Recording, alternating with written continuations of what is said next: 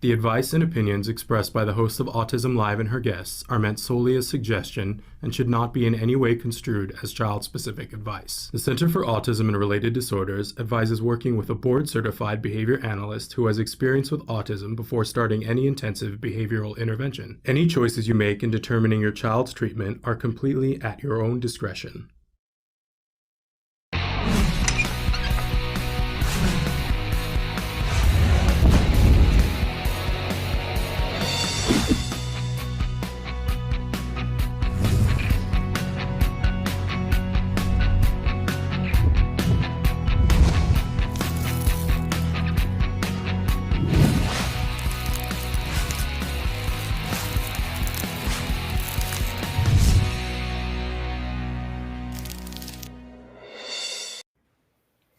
Good morning and welcome to Autism Live and to Ask Evelyn Kung. I'm Shannon Penrod and I'm so thrilled to be here with you guys this morning for this really special hour. You know that a lot of times on Wednesday we have Dr. Doreen Grampy-Shea here with us and she's not able to be with us here today, but I'm so excited because Evelyn Kung is here and we haven't had her on in a long time. And she, if you know Evelyn, you know she is luscious. She is just absolutely fabulous and a true expert in the field of autism, having worked in this field. How many years, Evelyn, have you been working in this field? More than half my life. But see, you know, you look pretty young, so that may not be as impressive to people. But you've been working in this field for a long time, and I'm just going to brag on you for a second that, you know, some of the things that Evelyn is really known for is the breadth of the work that she has done.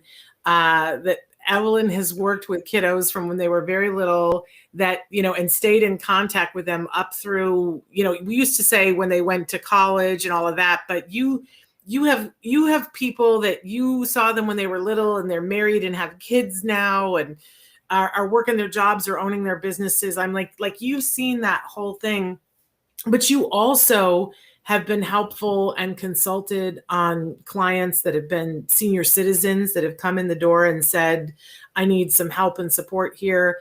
And I mean, there's so many things that are good about you, but you've seen it all, you've done it all. So it's like a fast track to talking to somebody who has seen all that there is to see. I don't think there's anything that we could shock you with anymore. Is that accurate? I don't think I've seen all because remember, it's a spectrum. Well, there you go. But see, she's got the perfect response to that. She's also kind and compassionate and thinks of individuals, as just evidenced by that. But you've seen a lot. Let's say that you have so much experience in this field to be able to look at things in a way that maybe other people who are less seasoned wouldn't. So I'm just so grateful for that. But I also have to say that you are like a wonder when it comes to those executive function skills that I think a lot of people on the spectrum and off the spectrum get really tripped up on, that, you know, helping our kiddos to understand where something goes off the track and how they can utilize their thinking skills to get them back on track to accomplish the goals that they want. You just are amazing at that. Can I just spread some love on you for that? Thank you for your kind words. Well, it's true. And it's, excuse me, it's part of the reason why, you know, many kids, including my kid, come in and were treated at CARD, at the Center for Autism and Related Disorders. And, you know, we got best ABA care and like amazing things came to pass for us because that happened. And then our kids graduate from their program, but then, you know, it's 5 years later and something comes up and I, as the parent, go, I don't know what to do about that. and frequently parents will call back to CARD and go, I have a question. When it comes to this, what do we do? And you're like the saint walking the earth that not only will take the call, but also has the answer, has the roadmap. And you always find the joy in that, Evelyn. It's just an incredible thing. You're such a gift. I love helping. So this is, you know, I love problem solving. So this is like the perfect thing for me. Well, and being here this hour, that's part of what Evelyn is here to do, is to hear from you guys, hear your thoughts, your feelings, your questions, your concerns.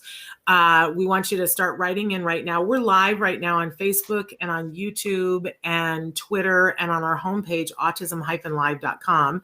So we're live on all of those places, plus about a dozen more.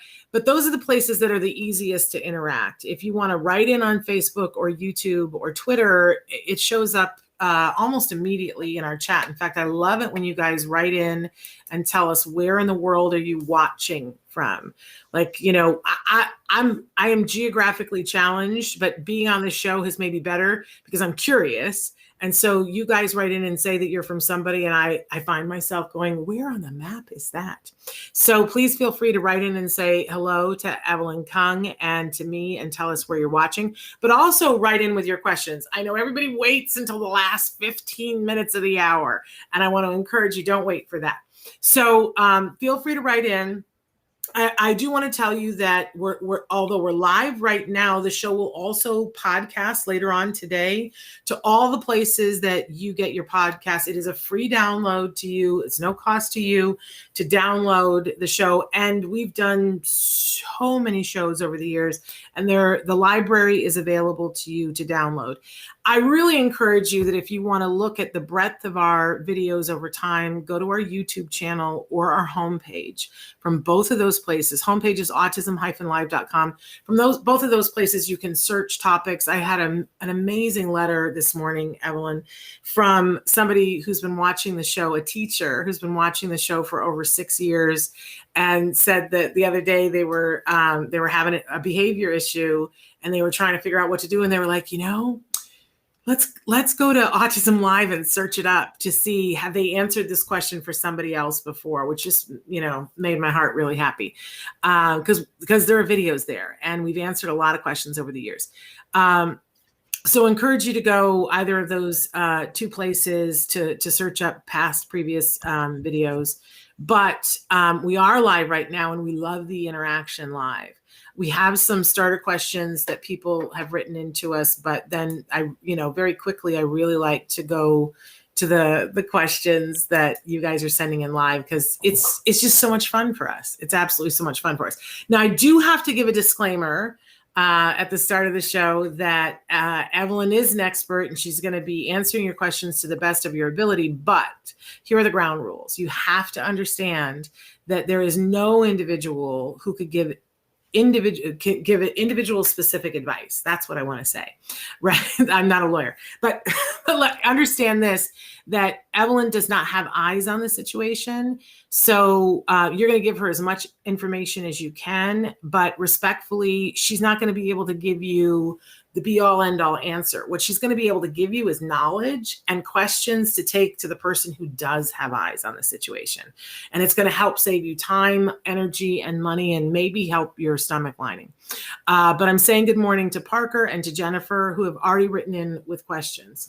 And, you know, I'm just going to, because you asked, and Parker said, here's a quickie.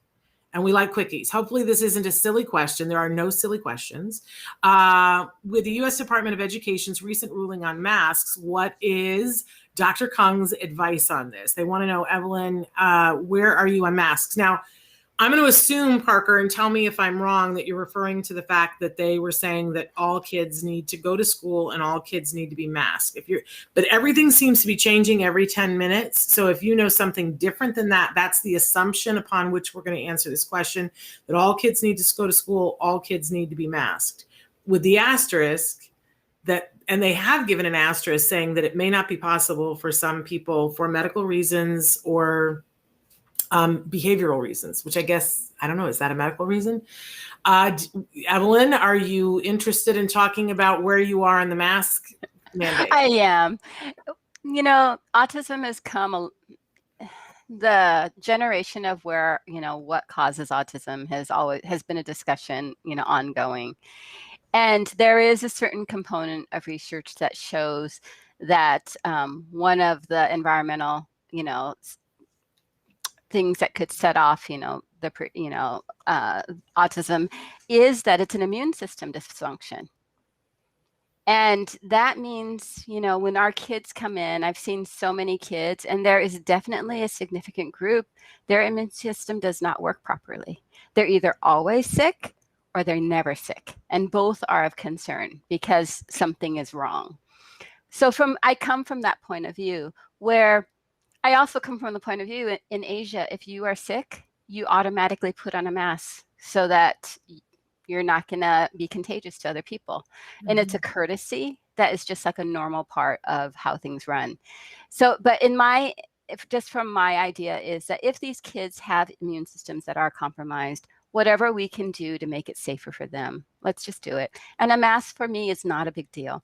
Sure, it can be a big deal if the child won't wear a mask, but maybe those are the exceptions until we can teach them to wear a mask. Yeah. It's not that hard. It just takes time and patience. If you do it slow enough, and if you use ABA, we've taught a lot of kids, most kids at CARD now are all wearing masks in our centers, and it can happen. And if they can't, it's okay. It can be an IEP goal and a part of the disability. That's the reason why they're not wearing masks. But we can teach all kids to wear masks, no matter what their age, no matter what adult. It's just, knowing what motivates them, and being, what parts are bothering them, like if they don't like the way it feels.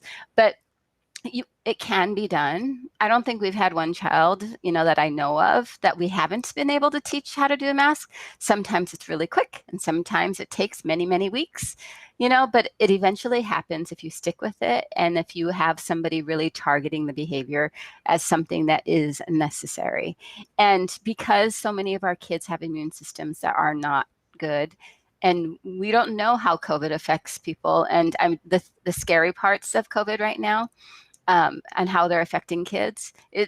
We just don't know enough. So if we can do anything that makes people safer in general, I'm all for it. I don't know how that stands for people. And you know what? Thank you for coming at the issue in that way, because I think that's a real clear way of looking at it.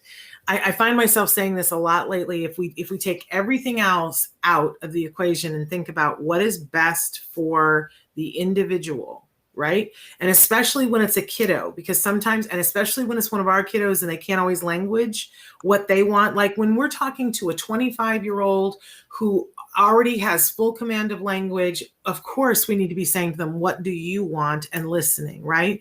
But when it's a kiddo that is very young and has a compromised ability to communicate their needs, it becomes so essential that we're always coming from that place about what is the best thing for this individual. And I think what a lot of people leave out is just what you said. Our kiddos across the board, we know that there is some kind of immune dysfunction. I don't think I've met a single individual on the autism spectrum, or a parent or a caregiver of someone who's on the spectrum, who didn't say, yes, I think that is true for my kid. In my whole time, I don't think I've met a single person who said, oh yeah, no, I think my child's immune system is right on the money, perfect, and if we're coming from that point of view, it suddenly gets clearer, right? That yes, there's the behavioral issue about getting them to wear the mask, but oh my goodness.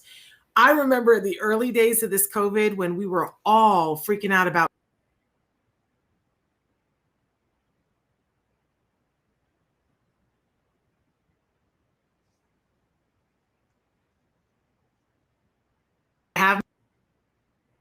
shoot, do you have me?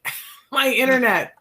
What is up with my internet lately? It's got to be like a neighbor who's like piggybacking onto it's the same time every show now. We're going to solve this, Traven, but I so apologize. I was saying, I remember back in the beginning, the first time I put on a mask to go out and work in my garden, because my garden is very close to the street. And I was like, I can't do it. I'm not going to make it. I can't breathe. I don't know how anybody does this, right? And now I wear a mask 8 hours and I forget that I have it on my face. And every single person who wrote into this show in the beginning and said to you and said to Dr. Grampy Shea, my kid is, with all due respect, my kid is the kiddo that this is not going to be able to happen. And I believe them. I'm like, I don't know your kiddo. I believe that, if that's the case, but then you guys still gave advice and said, well, let's start really slow. Let's do this, step by step. And do all the good things we know about ABA, that we're not going to overwhelm them with it. And we're going to give them rewards for doing it a little bit. And we're going to move the dial along. Every single one of those parents says, it's like a miracle. My kids wears the mask. They wear it better than I do. They're more comfortable with their mask. Like, they're more worried now about when masks aren't going to be used. Exactly. How they're going to get them to not wear the mask. I'm like, that's kind of crazy that we went from, being so concerned about, are the kids going to wear the mask, that using good ABA, we've gotten to the point where the kids actually like it. They actually, and I'm there too. Like, I don't know that there's ever going to be a time that I'm not going to wear a mask in Costco. You know what I mean? Because it's better. It's better for me. Yeah. No, I wear it now because I have allergies. It helps my allergies so much when I go for a walk. Yeah. I mean,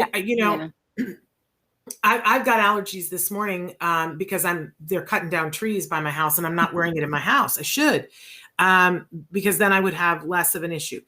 But yeah, I think, I think it's tough for people to go, oh, we're all going to be in the classroom and the attempt is going to be there to get everybody to be masked. But I'm a former teacher, and I have so many friends who are teachers who all they want to do is be back in the classroom. Yep. Oh my gosh, all they want is to be back in the classroom, but they also have kids, and some of their kids are compromised, and they're like, I want to go back into the classroom, but I'd like to be as safe as I possibly can.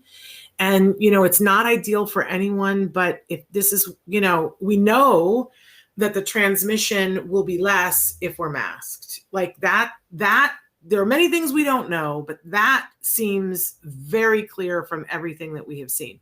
So I hope that I want to see what Parker wrote back in, but I hope that's really, really helpful. Yeah. And I have to say, like, when I work with families, one of the main requests from families is, how do I get my child to tell me when they feel sick? And how to deal with, like, medication or figuring out what symptoms are. And it's related to all those things that are when our kids can't communicate something that's concrete, and so I've worked with so many families on teaching kids how to communicate when they don't feel well, and how, the rest of us, if we wake up and we kind of think we have a sore throat, we can tell somebody so we can try to prevent it from, like, building up. And our kids don't have that ability. And that communication, a lot of the people that we work with can't identify what their bodies are actually feeling. And it's just so abstract that, if we can just keep them from not getting sick, life is just so much better. Because once they are sick, how can they tell you that they have a headache? Because there's nothing outside that shows them that they have a headache, or they can't breathe unless they're wheezing. But then by that time, that means that a severity level that's way more than it should be. And that is a concern that all families have. So that really is why I come from it from this point of view. If we can prevent people from getting sick, especially people who have compromised immune systems, just do it. It's not a big deal to wear a mask, Well, and I want to say to what you just said, I remember when you encouraged me to send my son to go to a developmental ophthalmologist, was it? I always get this, And one of the things that you said to me at that time is that once kids are a little bit older and have a little bit more language, we can find out a lot more about what they're seeing. Mm-hmm. And you were saying to me that sometimes it's not all that uncommon to have a 7 or 8 year old who's now able to communicate, go to the doctor, and we find out that they've been seeing double vision, and that they never brought it up because they thought that's what they were supposed to be seeing. Mm-hmm. And I went, oh gosh, I guess I hadn't thought about it from that perspective. So same kind of thing, that sometimes they don't know to tell us that they're not feeling well. And actually that's common among typical kids. There you go. You go. A lot of typical kids just think this is how the world looks. And then you give them glasses and they're just like, I never knew that's what it looked like. That's what it can be. But Christy has written in and says that this is, that getting used to the mask is not what's happened for her. She says, my daughter did the whole year in the hospitals and never got over the mask issue. It caused her both sensory and panic attacks. So just added one more obstacle to her already stressful day. Can I just say with love, and then I want to hear from you, Evelyn, that, I think I've shared it before on the show that I'm somebody, who has had a panic attack more than once. And I don't qualify for a sensory processing disorder, but like a lot of people, I have sensory processing issues. And I know I've talked to a lot of the moms that we were talking, what I was saying about that panic of when you've got the mask on and you can't breathe. And I won't say that I don't ever get uneasy, but to Evelyn's point about, first of all, because of my, how I deal with panic is that I was taught how to systematically talk myself through things and go, what's happening here? What do I need to do about it? Have I felt this way before and was I okay? So that I remove some of the, the talk that's happening in my head. But I will tell you that one of the things that we've noticed really succinctly, the whole family, is that some masks work better for you than others. Mm-hmm. And that there are some masks that it is like breathing through a pillow and I can't breathe and I panic and I don't handle it well. There are other masks that I can go all day with the same mask and I don't get overheated and I feel like I can breathe and it's just as safe as the other one, but the way it sits on my face, I'm not inhaling the mask, and the way it sits on my ears, like I've discovered that I like the ones that don't go over the ear, that go all the way around the back of the head. And my son tried one of those and he was like, you're crazy. That is the most uncomfortable thing I've ever tried in my, he likes the ones that don't even have the adjustable ears. And my husband likes the ones that have adjustable ears and he likes to wear the cage. So I think it's very personal, the mask thing, but I feel, and that it's worth looking into because when I wear the wrong mask, I panic. And when I don't wear the wrong mask, I don't. So I just want to throw that out there. But what do you want to say about that, Evelyn? Well, you're saying in the hospital, so that means there's a lot of other things going on physically.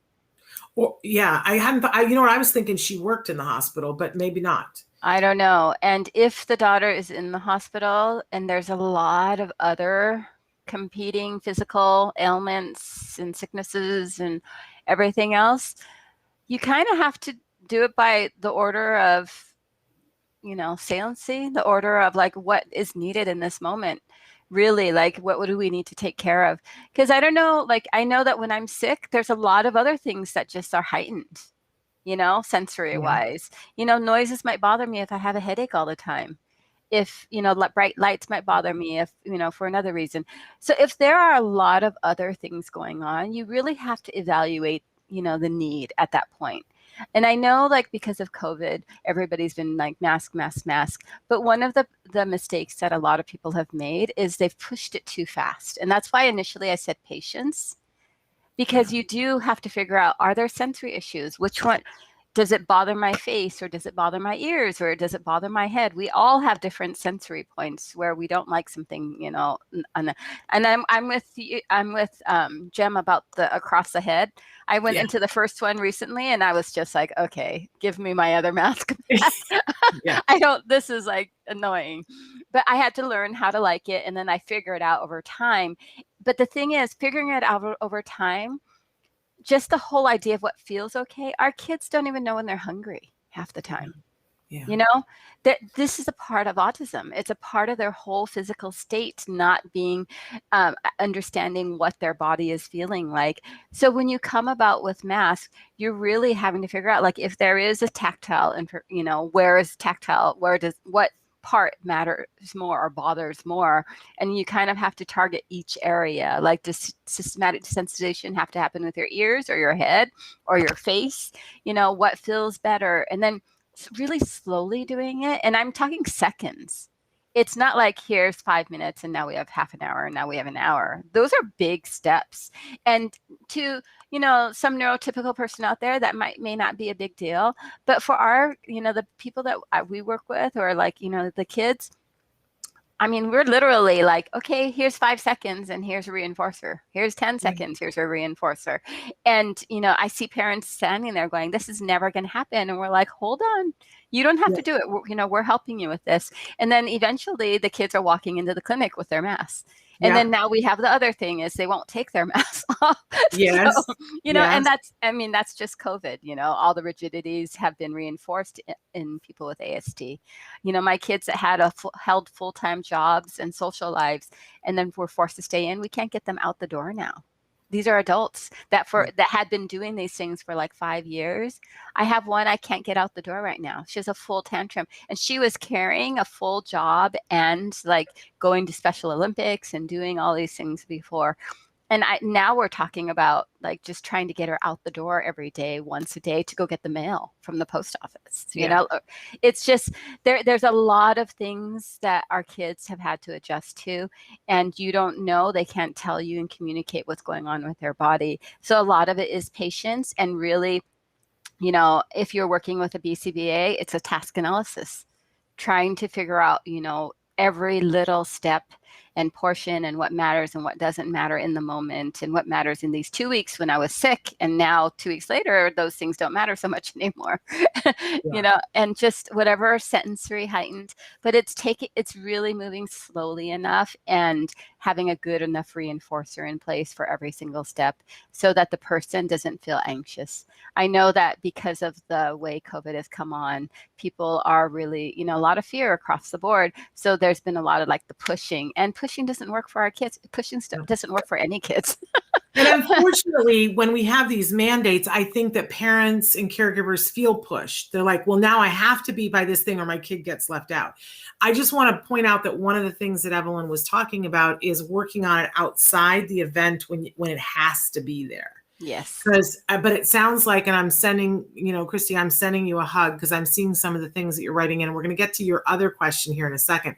But, for the things that your daughter is being in the hospital for, you didn't have prior notice to work on it before. So I can completely understand why that would be an additional stressor when you're in an emergency and we're trying to get used to these things. But I'm sending you a hug and hoping that when you're not in an emergency, that you can do some of this that Evelyn is talking about, 5 seconds reinforcer. And we're going to talk about your other question here in just a second. But I need to switch gears a little bit and go to Jennifer wrote in right at the start of the show. And she said, my son is 14 and has autism. He has an attitude to everything and still throws fists. What should I do? Now, somebody else asked her to clarify, is he saying fits or fists? And she wrote it and said like he is 2 or 3. So I don't know whether it's fists or fits like 2 or 3, but I think probably fits like a 2 or 3-year-old, like a tantrum. And so that's stressful, especially when our kids get bigger and overtake us. And they, my grandmother used to have a phrase about, that's when they can plant you in the ground like a post. And, unfortunately, I think for a lot of families, what I hear from a lot of caregivers is that as they get bigger, the fear of, oh no, what if, and I can think of one very good friend that her son in one of his fits knocked her out, cold cocked her, knocked her out. And the crying that happened afterwards from both of them, because she knew that was a moment that they couldn't come back from. And even though her child is pretty impacted, she said, I know he knew it too. I'm just going to say that the good that came from that was that mom got the help she needed. And thank goodness that's the end of that story. But Evelyn, for this person that the child was 14 and that everything is an attitude, and then I'm hoping they're going to tell us fits or fists, but they're saying 2 or 3. Yeah, I just need so much more information to really give good advice. But like, I'm going to assume that if you're throwing an attitude, that this child is verbal. Okay. So I'm going to assume that it's a verbal child and just is fighting everything and then has meltdowns like a 2 or 3-year-old. And I'll come from that point of view. There's a new type of kid across the board, and they're not new because I've seen them my oldest one is probably in his mid-20s now, but they're new with the new diagnostic criteria to a lot of other people. And those are the ones where I say it's a touch of autism, Mm. where they're very vocal and school might even be good, but for the most part, but abstract and nonverbal cues, anything that is not extremely concrete is very difficult to understand. They want the world to work in a black and white way. And you and me, if our whole world wasn't defined for us and we didn't understand, we would be having those fits too. I would be so angry and mad at everywhere I went because now you're changing this, you know, and it might seem obvious because now I'm telling you that you can yell, but the reason you can yell is because that it was okay for that person to yell at you was because you were at, you know, at an outdoor stadium and it was really loud. So now, you know, dad is yelling really loud to make sure you hear, you know, what the instruction is. And the kid has interpreted the yelling as, you know, they did something wrong. Mm-hmm. And, you know, just that miscommunication would just send you into, you'd get tired of it. Because that means that every moment of your day, things aren't making sense. You have no control of what's happening. You learn a rule and you think this is the rule, but then suddenly it's changed. Because in reality, in social settings, social interaction, all rules change and there are exceptions for everything. Yeah. Pretty much, you know, there's always an exception. For my kids who are really rule governed, the ones that want those rules, I always tell them the ultimate rule is things change. Yeah. Yeah. You know, because as you gain information, it changes the context and the decision making you're making. And so many of our teens just do not understand it. Everything is coming at them as a sudden surprise of like some change that happened. And a lot of our teens who are like this don't read nonverbal cues, meaning they don't read facial expressions. They don't read gestures of people. They're not receiving the warnings that are coming. You know, the example I always use is if you're in a classroom and the teacher keeps looking at her watch or looking at the clock, all those kids in there that can read that and infer that something's going to happen, they've been warned. But our kid that sees that as just the teacher looking at her watch, but doesn't infer something's going to happen. So when that fire drill happens, or when somebody comes bursting in the room, or when there's a change in schedule, our kid is the only one that's not warned. Yeah. You know, It's they don't. good for them. It came out of left field. So they start to try to control their world by putting rules out there, making demands that seem too, you know, off the wall or too strict or limited. And they're just trying to protect themselves because they're not getting the communication they need, you know, to be able to function in this world. And I love these kids so much because facts work for them. And they've worked for them in crazy ways. We just had one recently where the child was actually having bowel movement issues, constipation. And he's a fact-oriented kid. So I said, hey, do this. Get a book and just do the facts. If you eat fiber, these are the foods that have fiber. And if you drink enough water and if you get enough exercise, and this is what exercise means, you know, when you go to the bathroom, it won't hurt anymore. If you start. The next day he did it and that was the end. Right. Like literally like that just going by the facts, you know, having someone tell him for years that this is what he should do and, you know, he should eat better. But it was also vague about what does eat better mean, you know, or drink more water. Like, why should I drink more water? But like we literally did the biological aspect of it, you know, or we had a kid who was 4 and started to fascination with death. And a lot of our kids have this fascination with death because they get a lot of attention from it too. But the dad was a doctor and I just said, can you sit with him and just explain to him how his body works with his heart and his brain and everything? Dad went through it, took out his medical books, and dad thought I was crazy. And the kid was like, oh, okay. And then all fascination of death was gone. Like, it's just like they want the black and white that they know, you know, all the social information is so abstract and so hard to understand. And when is good, because yesterday this was good, but today it's bad, you know, or yes, you know, if your life is only a coin where you're either a success because you're perfect or you're a failure, you're going to hit failure much more than your success because there's no one that's perfect. Right. You know, and I'm always telling these kids, no matter how hard you try, you're not going to be perfect. So we need another definition. Yeah. for how things go. And they need to learn all the gray in between, because life is really a continuum of moving back and forth and feeling good when you get, when you have contact with good things, reinforcers, and see how it's positive in your life and see yourself moving and getting better.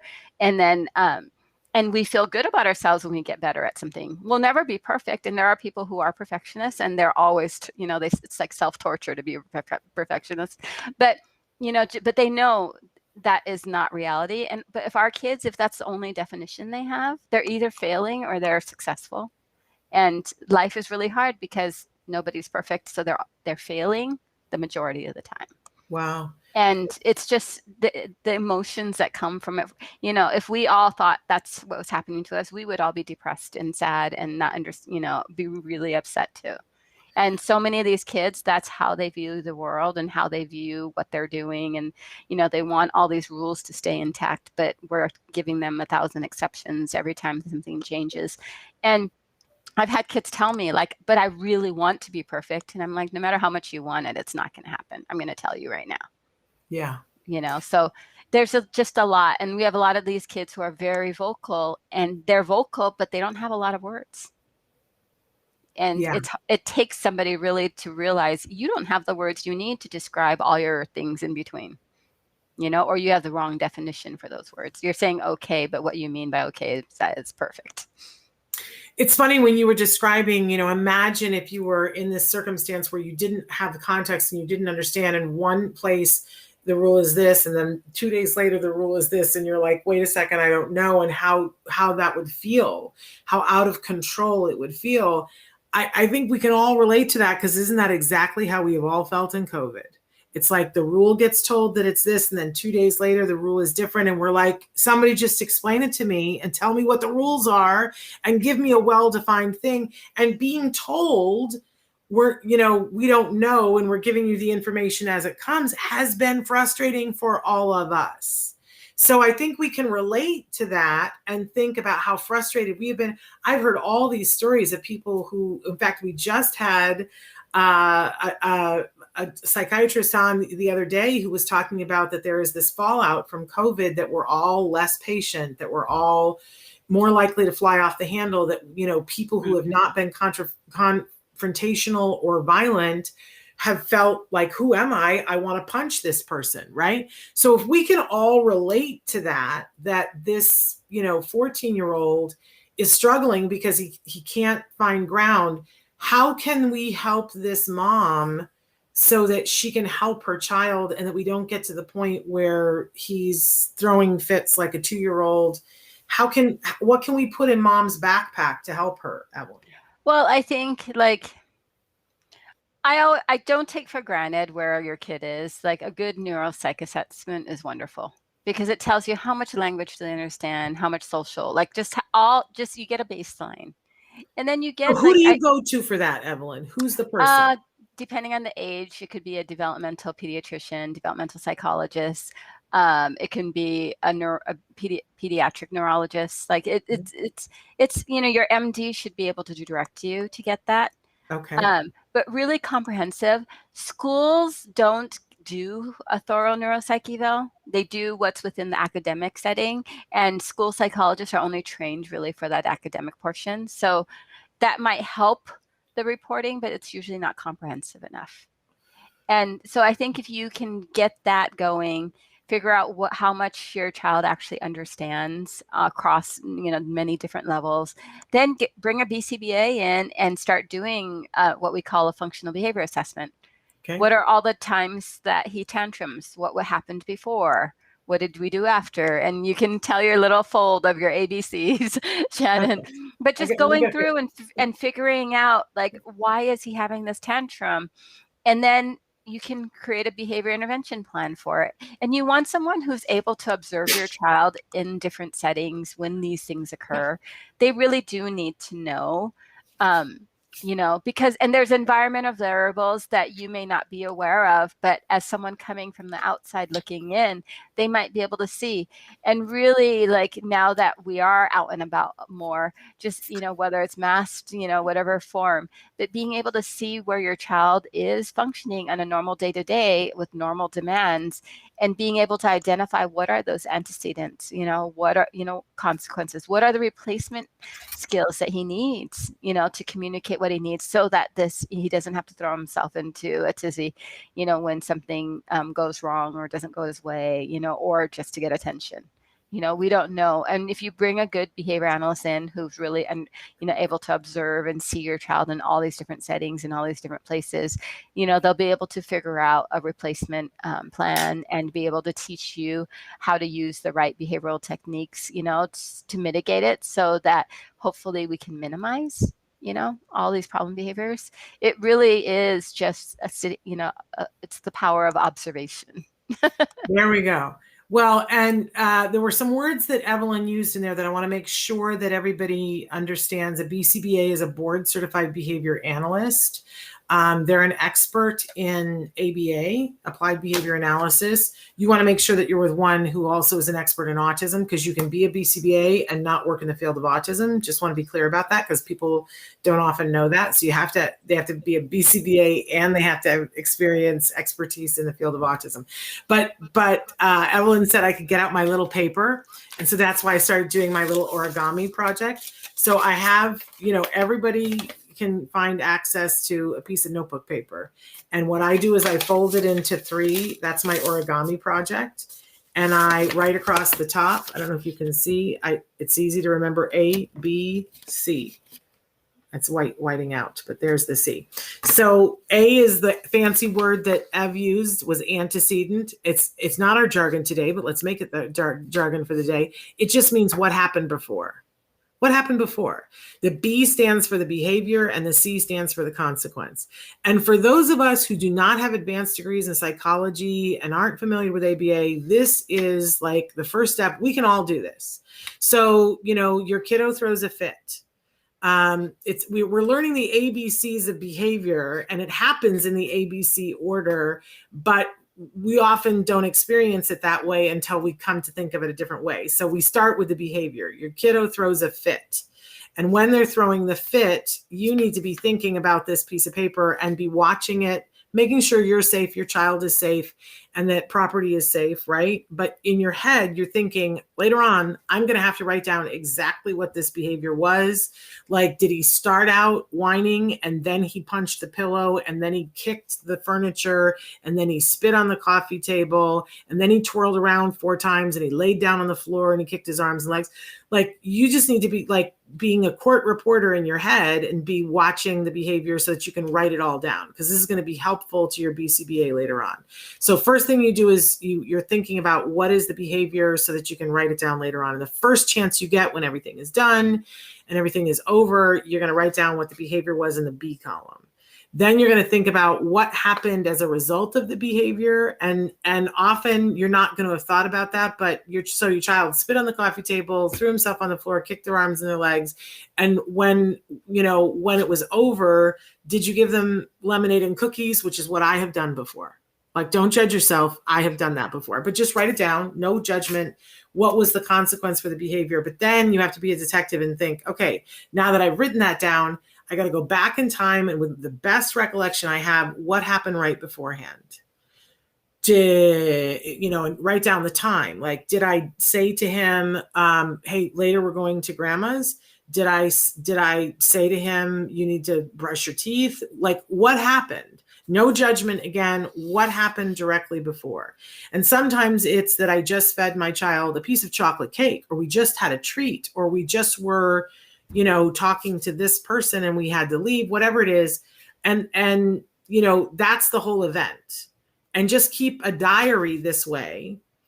You will start to see things. You will start to see trends. But really, the gift of this is that then you hand this to your BCBA expert and you go, well, here's what's going on. They will think that you are amazing, right? Won't they? Yes. They're like, whoo, this helps me so much. This is the fast track to finding the answer. But they will do the detective work. But often as a parent, you go, Well, that's interesting. It keeps happening at 2:11. Just like I just said, my internet keeps leaving at the same time. That's not a coincidence. Something's going on, right? Then you can go look for what is the thing going on. But then they start to figure out why the behavior is happening, and then they already have the answer of how to fix the behavior. It's just as if they have to know what the behavior is doing, and then they can fit the right answer to it. This is like the keys to the kingdom. They have a name for what they call that, the 3-term contingency. We don't care. We like that's, you're not going to say, oh, the 3-term contingency in the grocery store when you're talking to your friend Betty. But, if you care, that's what they call it. But the little sheet, and you can do this on your phone. It doesn't have to be in 3 columns. You just remember the ABCs: behavior, consequence. The A stands for what happened before. But if you can, when he starts throwing these fits, if you can do one of these for what, a week, Evelyn? Yeah. I mean, if you know when these fits tend to happen, so you just have to choose a time period that is encompassing over multiple days, multiple situations. And because what could happen is in one situation, he's doing it for one reason, but in another situation, he's doing it for a different reason. And that's where your BCBA will be able to look at the content of what you've written down and to be able to decide, like, oh, he has a fit. He has a fit here because he didn't get what he wanted, but he has a fit here because he needs to leave. He wants to escape the situation, avoid what's going on as much as possible. And so then there's 2 different behavior plans because, what we call it is it's a different function. There's a different reason for why he's having this fit. It's just the same fit works for all these reasons. Yes. Yeah. Or I can have a fit and suddenly mom comes running to me. Yeah. It's like amazing. Exactly. I can just do one thing and all these things happen. Yes. And in fact, if you don't treat this kind of behavior, that is exactly what happens, that they start using that for every single thing that they need in their lives. And your life, you can feel the toilet flushing in the background of your life because everything is upended and your child is throwing a fit for everything. And your quality of life is gone. Yes. And their quality of life is not good because it takes a lot of energy. I've thrown a tantrum or 2 in my life, including in my adulthood. It takes a lot of energy to throw a tantrum to get your needs met. And what we find across the board is when you give these individuals a better way to get their needs met, they won't waste the energy to throw a tantrum. Oh yeah. I love when they're vocal enough where it's like, doesn't it take a lot of work to cry like that? And they're like, yes. And I said, isn't it easier just to say blank? And they're like, yes. And I said, so what are you going to do next time? And they look at me like, okay, I should just say that. And I'm like, well, you made the choice. Yeah. But it's so funny because sometimes it's a light bulb for them too. They look at me like, oh yeah, that's a lot of work. Yeah. And it is. It is. Okay, I got to switch to Christy's first question, and I know you've written in more, Christy. So she says, my daughter has many visuals and schedule and aids, but she continues to refuse to use them. If they are working for her, she seems to get bothered that it is working and that her code has been cracked. So she will have a behavior that could have been avoided if she had stuck to the schedule, but she seems to be looking for reasons to be miserable and can't stand to function without the misery. So being organized and regulated seems to make her dysregulated, if that makes sense. I just don't know what to do about it. We've tried ABA, cognitive behavioral therapy, and DBT. I'm not sure I know what that is. I love DBT. Okay. And she says she's 15 and this problem has existed from the start. There is more information if you need it, Ev, but that's... yeah, I see her next one, which says she did 2 residential settings. She does well in the structured, the rules are the rules, and no outside stressors are added, but she always graduates in 30 days. She can tell you the rules she's does awful at the point of performance. She unwinds too quick and her negative self-talk takes over too quick in the real world. It's very hard to watch and work through. So there's a couple of different things going on. You are somewhat correct in the sense that dysregulating is more of her norm because probably for the 15 years, some of it's habit. It's familiar. She knows what to expect. She knows what's going to happen when she has a meltdown. And like all of us, familiarity sometimes breeds, it makes you do things, the same thing more often, just because this is what's going to happen. It's familiar. Yeah. And you know the result that she's going to end up, you know, in this place or in her room, or, you know, there's some reinforcers that are there because it is familiar. When she does start to learn and to abide by the rules and everything, my guess is those visual schedules and things aren't fulfilling what she really needs.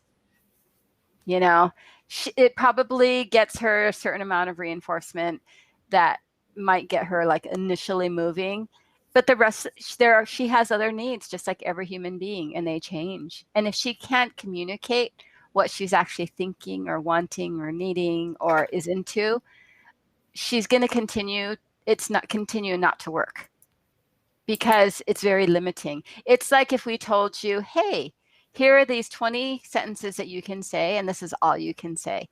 And maybe in a certain context, those 20 sentences work great. But then suddenly the context moves or needs change, and none of those things fit anymore. And it becomes and our kids are all or nothing. So then it's useless. And I'm just going to throw the baby out with the bathwater. And our kids are all or none, right? These kids on the spectrum. So, you know, what it sounds like is, you know, these programs that are 30 days, it manages the behaviors, but it doesn't teach her anything new. And that's the part that she needs. She needs more teaching, you know, and that's why I was saying I like actually dialectical behavior therapy, because dialectical behavior therapy was originally created for borderline suicidal patients. And it has a whole psychoeducational component, creating goals, new learning targets. And we call it a cousin of ABA. Okay. You know, the first time I saw DBT, it was from the creator of it. And I had a psychologist at CARD drag me to it. It was a CE event. And I was like, I don't want to go. And she was like, you have to come with me. This is all that you do. And I was like, what are you talking about? And she dragged me kicking and screaming. And I stood there and I was like, oh my goodness, this is what I do. Like, the only difference is that with the ASD individual, you're not going to assume they have perspective taking. Okay. So you still have to teach a lot of social skills, like social understanding, as opposed to DBT. It's used with people who are pretty neurotypical, but what I've discovered is they tend to be more concrete thinkers. Okay. So they may not meet the criteria for ASD, but they tend to be very black and white individuals. They want things to go a certain way. They identify information a certain way. There a lot of times are social skills missing. So that psychoeducational component about understanding somebody else's perspective. They might know the other person has a perspective, but they don't go like that next step to really figure out why that perspective is important. So it's that's why they call it a cousin of ABA, because it does have that challenging behavior component plus the skill acquisition component. There's things to learn still. And your daughter's kind of like right in between there. She has ASD, so she's right on that line, but she's not quite getting everything that the neurotypical person has too. She probably understands some things. There's going to be holes, and there's going to be some significant holes if she has that ASD diagnosis. And figuring out what those holes are and teaching her replacement behaviors and teaching her understanding how things work. This is the kid typically that I go very factual with. If there's a factual way to identify this, I try to go factual first, because sometimes when it works, it's amazing. Like, they're like, oh, that's how it works. You know, even how the idea of being sick, I taught a kid how to read his blood work. Because he would start to look it up on the internet, and at the end of every internet search on, you know, something, you die. Yes. You know, like, and we actually had to ban him from the internet, and then just like give him like, here's the information you need to know. This is how your body works. This is how you know you don't have a brain tumor because you had a headache. Because he would always jump to like the most extreme. And but if I stayed you start very factual, and then you figure out what don't you understand. Like, for a lot of these kids, they don't have that gray. They think that if you say you're okay, good, fine, means that you're perfect. So they hear people use it, and they kind of understand that it's a good thing. But when they use it themselves, all four of those things are equal. They don't realize that you can really love something sometimes, but if you eat pizza 5 days in a row, you might not want it today. You can still love it, but you do not want it. It's crazy. Yeah. Like just understanding that is like, it's very hard for our kids on the spectrum. So, understanding that there is a difference between, like, I always use food because it seems to be that there is food items that go across, everything from I hate it and I won't touch it to I love it, I'll eat it all the time. There's, I like it sometimes. I like it when it's cooked a certain way. It's okay, but I won't choose it. But if I'm starving, I will eat it. There's here and there foods. There's foods that I don't really like it, but if I'm starving, I'll eat it. And then there's the foods that, no, I won't touch it no matter what. and I actually have them choose it. And we do this whole, choice thing. It's called a paired choice reinforcer. And we usually use it to rank reinforcement. But I actually make the kids go through, I choose things across the whole spectrum. And then I have the kid do like, would you like this or this? Would you like this or this? So they can see the logic in it. Yeah. And then I'll rank it. And then I'll start to draw, you love this, you like this, you think this is okay, you don't really like this, but you'll eat it sometimes, and you really hate this. They get so angry with me. If I want a tantrum from a teenager that hasn't had a tantrum in 10 years, that's the place, because they'll be yelling at me saying, no, I really love this. It's not just okay. And it's just like, because you're trying to break down that black and white. You're trying to get them to see the continuum. And if all of their definitions of the middle are all one extreme or the other, life is super hard. Yeah. And so there a lot of times for these kids, even when they talk a lot, their definitions of words are wrong. The logic they have in terms of why things are done are not right. And that's why, like, I'm always encouraging behavior analysts with these kinds of kids, don't start teaching right away. You have to figure out what rules in their head that's wrong. Yeah. So you have to take baselines of what they think, why something happens. And I get, sometimes the kids will come up to me and say, like, he hates me because of, he like turned his head and sneezed and like ran into the bathroom. And it's like, well, no, something probably happened, right? Right. But they're not reading all those social cues. They just know he hates me now. Or, my kid, I have a kid who actually has something else. I can't even remember what combination of what he has. And his mom's been telling me that he gets bullied. So his mom's picking my brain, right? How to deal with bullies. And for years. And I was visiting them on the East Coast, and we went to go pick him up. And then when we drove up, Mom says, oh no, that kid's with him. And I looked at the kid and was like, he's on the spectrum. So it was a kid that this other kid was saying it was a bully. And I was like, and he got in the car and I said, hey, does he have autism? And he's like, yes. I said, okay, we're redoing your whole bullying thing. It's not bullying. Yeah. He only understands X, Y, and Z. And that's why he's treating you this way. Yeah. And it can go both ways, for so many things, but there's a lot of information that's missing. So you need to go in and figure out what the holes are and start to teach her how to read, how to redefine things. Rules that she thought were from one reason aren't, they're wrong rules. Yeah. And so you have to redefine it. You can explain a lot to her, and it is exhausting. Yeah, that's what Mom has written in. That it's exhausting. And these families, because I have a friend's kid who's at this level, and I've actually he's stayed over at my house, and it is exhausting, even if I know what to do, Yeah. Like, yes. And, but it is just taking the time and figuring out what's the priority in the moment and not trying to let it overwhelm you as a parent. Yeah. You figure out what's going to keep her safe first and working at that level and trying to keep it at a small level so you can, as you reach each goal, and actually really giving her a lot of reinforcement as she reaches each goal too. And, not taking for granted what reinforcement is. Kids at this level, actually, their reinforcers change quite a bit.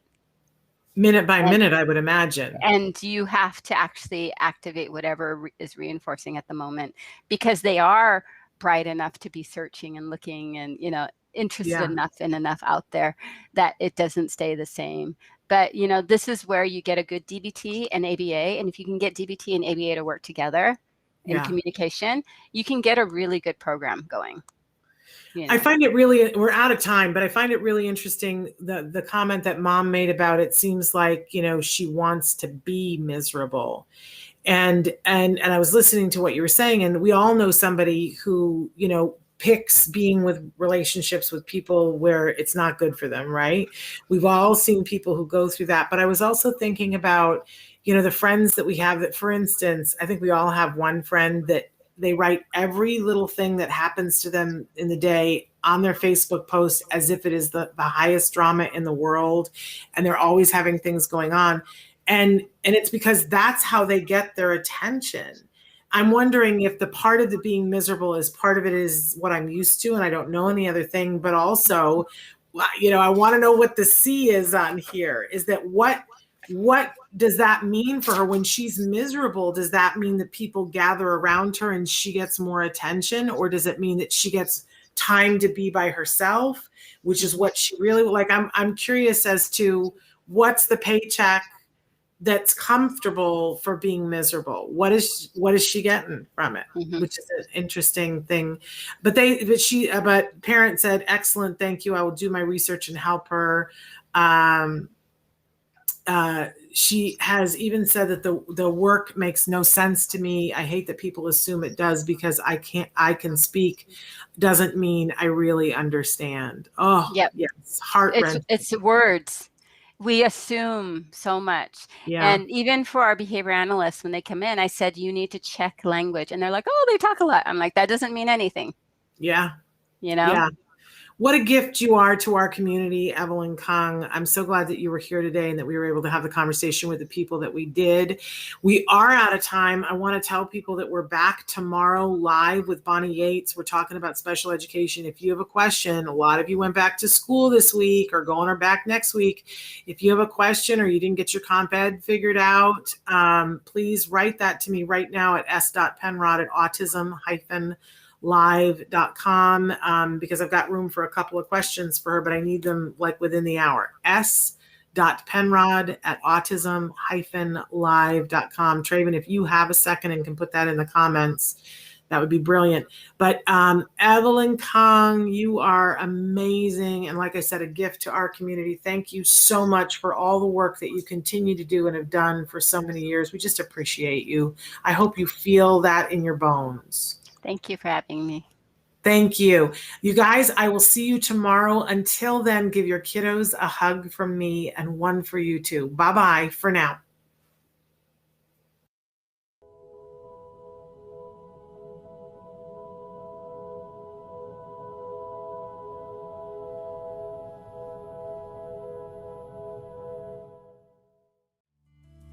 Thanks for watching Autism Live. If you found anything helpful in this video, please give us a like. In fact, make sure that you smash that subscribe button on YouTube and give us a like on Facebook. You can also follow us on Twitter and on Instagram for important updates. And please download our free podcast wherever you get your podcasts. Thank you so much. See you next time.